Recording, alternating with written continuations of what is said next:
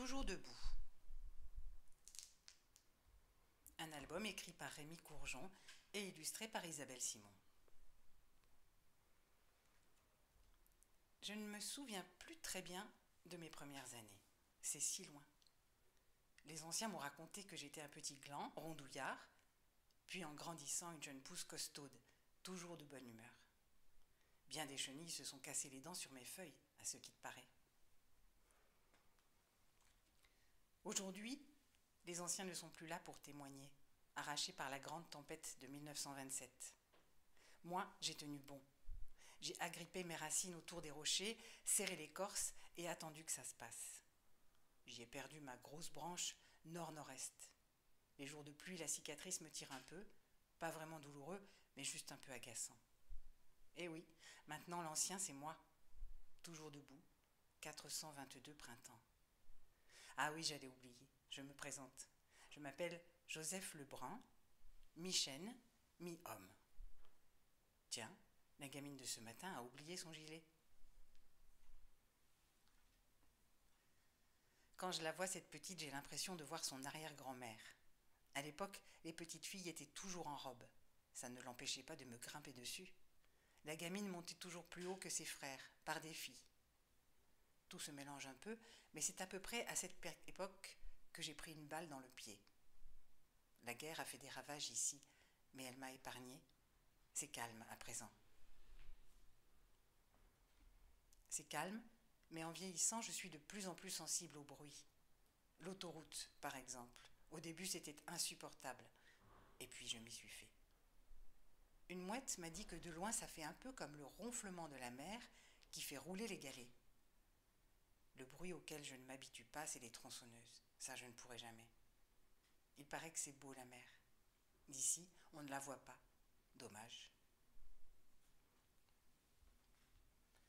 Cette balle dans le pied, il faut que je vous raconte. C'était l'hiver. Des soldats ont amené un jeune homme, juste à mes pieds, plein sud. Ils ont tiré, une seule fois, il est tombé. La nuit, 3 gars du village sont venus l'enterrer, là. Ils ont gravé son nom dans mon écorce, Joseph Lebrun. C'est à cette période que j'ai pris conscience des choses. L'esprit de Joseph s'est infiltré dans ma sève et j'ai commencé à voir, à comprendre et surtout à penser. Sans lui, je ne pourrais pas vous raconter cette histoire, Joseph Lebrun. Le temps l'a un peu effacé, mais je l'ai toujours, ce tatouage. J'y pense souvent à ce gamin. Ils sont tellement fragiles, ces humains. Et bêtes aussi. Allez, voilà la grande sœur avec son amoureux. Elle va pouvoir amener le gilet de la petite. À mon âge, j'en ai vu des amoureux. Chez nous, les arbres, ça ne se passe pas comme ça. Chacun reste à sa place. Eux, les humains, ils ont l'air d'aimer ça, se coller 2 par 2. Ils sont arrivés séparément, ils repartent séparément. Leurs parents ne doivent pas être au courant. Bien sûr, elle n'a pas pris son gilet. J'aime bien la lune partant dégagée.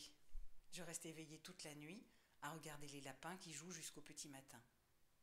Demain, il y aura des crottes dans le gilet.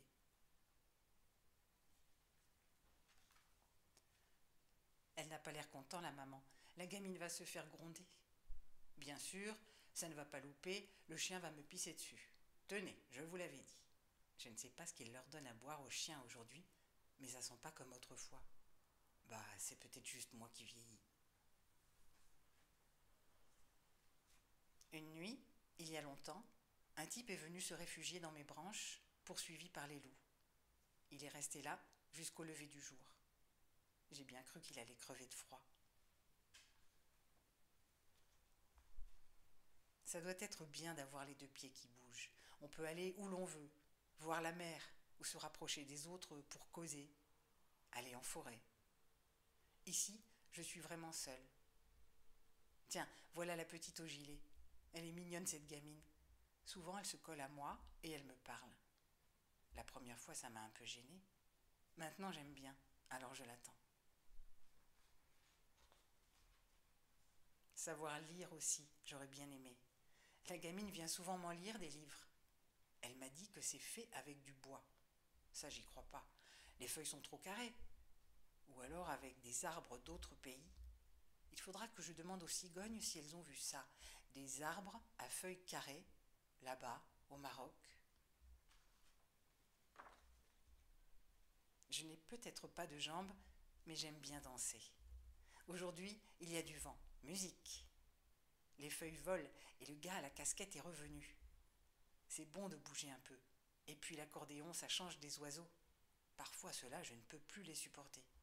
Ils sont bavards. Encore ces bruits de tronçonneuses, sinistres. D'où je suis, j'ai vu pas mal d'arbres tomber. Un jour, ce sera sûrement mon tour. La petite, elle n'aime pas ça non plus. Ces jours-là, elle vient se blottir dans mes branches comme pour me protéger. Quand je les ai vus arriver, j'ai bien cru que mon heure avait sonné. En fait, non, c'est plutôt l'inverse. Au lieu de tracer une croix rouge sur mon tronc, 3 types ont posé une barrière tout autour de moi avec une pancarte. Depuis, on n'arrête pas de me photographier. Quercus stellata, chêne blanc, âgé de plus de 400 ans. Voilà ce que la gamine m'a lu ce matin, c'est écrit sur ma pancarte. Ils ont tout faux. Je suis Joseph Lebrun.